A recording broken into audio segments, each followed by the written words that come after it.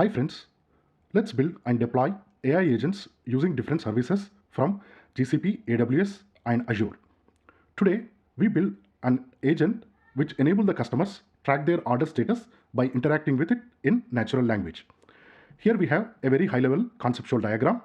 To begin with, we have a Postgres database hosted on AWS. This database contains the customer orders and the delivery status details, etc.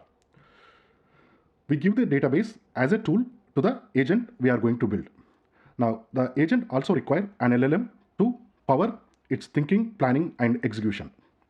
Since the customer interact with the agent in the form of chat, it need to have some form of short-term memory so that it has the context of previous messages and the questions. Now, we wrap this agent as a FastAI application and we deploy this application on GCP, AWS, and Azure.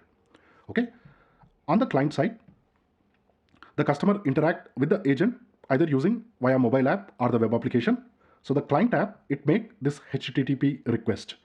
Okay. So all the chats from customer side, they are sent via this HTTP request to the FastAI application, which in turn connects to the agent. Okay. So the task is to track the orders of the customer. Now the agent does some actions. For example, checking what tables are in the database, the schema of those tables, and finally coming up with a SQL query, executing the query, and taking that response and providing it back to the customer. Okay, that's the high-level conceptual thinking. We are not going to build any of these client apps. We will build the agent. We wrap it with under FastAI application, and then we host it using different services from GCP, AWS, and Azure. And then we use curl, request, etc. libraries to make HTTP request. Okay. All right. Today we will just build the agent, and in the following videos we will do the deployments. Now we are going to use an agentic framework called Agno. It used to be called PhiData. It's a very lightweight, very high level, super easy to learn and use agentic framework. As you can see from here, it's a quite popular framework. It's super easy to learn. All right. Okay. Maybe I'll just quickly show you the database. So I have connected to the orders database. So this one is hosted on AWS. And the schema, so here we have just one table, the order status table. Okay, so it has this tracking ID, the customer name, the order date, the expected delivery date, and the status, as well as some delivery notes. Okay, all right. Okay, so we start with creating this .env file. So here we have the template. These details are not correct, but so we will be using OpenAI LLM. So we need OpenAI API key. And then in order to connect to the database, we need these 5 pieces of information: database name, username, password, host, and port. All right. So create a .env file, and then, all right. So we use Agno framework. So we import the agent, and then for the LLM, it's OpenAI chat, and we have the database, right? So using the SQL tools module, we create a couple of tools based off of the database we have. All right, and then we are also going to store all the interactions or the sessions with the agent in the database, in another Postgres database. Okay, so all right, so that's using this Postgres agent storage. All right, just load the variables from .env, and then we store the OpenAI API key in the environmental variables. This is when we have maybe multiple agents, or we have to use the API key at multiple times. We don't have to explicitly state once we have it in the environmental variables. All right, read the database connection variables and make a database URL. Okay, so this is our database URL. And then, so the first thing we do is we create some tools for the agent. Okay, so as we saw from here, so the first thing we are doing is we are creating tools based on the Postgres database we have. All right, super simple. All we need to do is just supply our database URL. Okay, so under the hood, it creates 3 tools which we will see in a second. So one is to list the tables. The second one is to get the schema of those tables, and finally the third one, the agent will create a SQL queries based on the user request, and it will execute those queries on this database. Okay, so those 3 tools. All right. Now, as I said, we want to persist all our conversations with the agent in memory, right? In storage. So for that, we are using this Postgres agent storage. All right, Postgres agent storage. Here we are using the same database. So what will happen is the agent will create another schema called AI in the database, and we are saying the table name should be the agent sessions. Okay, so this is how it looks like. So within the same database, uh, so yeah,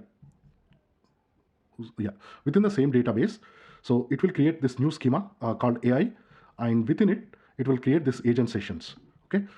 Um, All right, so this is how it looks like. We have the session ID, the user ID, if supplied, and then we have the memory, the agent, the tool calls, etc. So all that information is stored within the database. Okay. All right. So that's the storage. And then we have the agent prompt, which is super simple. You are an AI assistant helping the customer track their order status. Always ask for the tracking ID. Check if the tracking ID exists in the database. If it exists, extract the information and provide it to the user. That's super simple. All right. So as I mentioned, it's a very high level framework. So creating agents is super easy. So just create an agent, give it a name. We have the LLM, and this is for persistent storage. This is just for output format. I mean, maybe for testing, you can enable show tool calls, and we have the system message supplying the tools. Again, those three tools. And this one, since it is a chat-based application, we enable this adding the history to the messages, okay? So that the agent has the context of the previous conversations or the previous messages. All right, so the number of retries for the agent to retry if something didn't work is 3. All right, so let's simulate some conversation. So here, let's say the user first said hi. Now the agent should respond something like, hey, I'm here to help you. Do you want to check your order status? Okay, what is your order status? Something like that, right? And then the user says, okay, I want to track the status of my order with some tracking ID T000. All right, and then hopefully the agent should get all the details of that order status and provide to the user. And then just to test if it has memory or not, we are saying, hey, sorry, what was my tracking ID? And it should be giving the right tracking ID. Okay, so I just ran it. So this is how it looks like. All right, so first here we are printing the SQL tools, right? So as I mentioned, we have these 3 tools: list tables, describe the tables, and then run SQL query. Okay, so this one is the code for this one is already predetermined. I mean, this is just so the agent, it run those 2 queries to understand the schema of the database and what columns we have in the database, right? What tables and columns we have. And then once it understand the user query, it will convert that into a SQL query and run it using this run SQL query tool. All right, so user first said hi. So user first said hi, and the agent responded with, hey, I can help you track your order, blah, blah, blah. Now, we can have additional capabilities like once, let's say the order is delayed, right? We can have an additional agent which can maybe cancel the order. Hey, that product is not ready. Maybe you want to order an alternative product. Okay, so we can build these multiple agents to do various tasks the customers might require. But in this case, we have only a simple one agent just to extract the order status. All right, so the agent is behaving as if it has access to additional tools, but that's okay. We can be more strict with the prompt of what its capabilities. Okay, all right. Then the user asked, okay, what is the status of order with tracking ID T100? And the agent came up with these details. Okay, would you like me to send a delivery reminder or provide carrier tracking history, etc.? Now, even though the agent does not have such capability of sending delivery reminder, etc., but as I mentioned, we can have other agents for doing these type of tasks. So if the user asks, hey, yeah, send me a reminder, then that agent get invoked. So we can have the routing, etc., etc. But the idea is to build a very minimalistic agent, and then we focus on deploying it on different services from AWS, Azure, and GCP. All right, and then the user asks, hey, sorry, what was my tracking ID? And the agent came back saying it's T111 All right, that's looking good. And one more thing, now if you don't want to set up this database and all that, all that, you can work with this SQLite files. So here I have this Chinook SQLite file. This is how it looks like. I'll show you. So it's a database about a music store. All right, so it contains these 11 tables. The music stores, I mean, what albums they stole, the artist, customer, employees, so on and so forth. So it's a reasonable size database to practice different things. What you can do is you can download this file from the internet. I provide you the link. And then what we do is it's just as before, but this time we have the SQLite storage. We will be storing all the interactions with the agent in a local file, okay? Instead of a Postgres database hosted somewhere on the cloud. All right.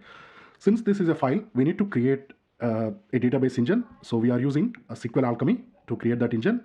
We just supply that file. So we have created the SQL engine.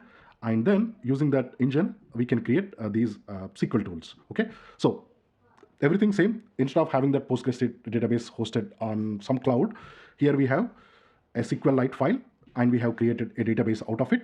And then we have created tools, the same 3 tools. All right. And also we want to store our agent conversations within a local file. So what we are doing is, so this time it is database file, whereas here it was database URL, right? So we are saving it to a local file called agent storage .db, and within this database we are giving a table name agent sessions. Okay, so it should be creating this database. All right, and then everything pretty much the same. So just simple prompt, you are an AI assistant, everything's same, and the user asking, hey, how many artists do we have, right? And the agent response. So let me quickly run. Okay, so the same 3 tables, 3 tools. In the meantime, let's look at the database. Okay, so it came up with saying there are 275 artists in the table, and it even showed the SQL query. Would you like to list artists or sample? Okay, artist or sample. Okay, let's run one more query. So let's comment this out. Would you like to like a list of artists? Yeah, give me a sample list of artists. Give me a sample list of artists. All right, let's run this. And in the meantime, I'll show you. So we asked for the number of artists, right? So let me show. Yeah, so in this table, we have the artist ID and name. It should have, as it said, 275 artists. Let's see what it came up with. Yeah, so we asked for a sample list of artists. It came up with a bunch of artists. Okay, all right. So going back, today we built this part. Okay, we built the agent, we connect it to the database. Tomorrow, we wrap the agent as a FastAI application.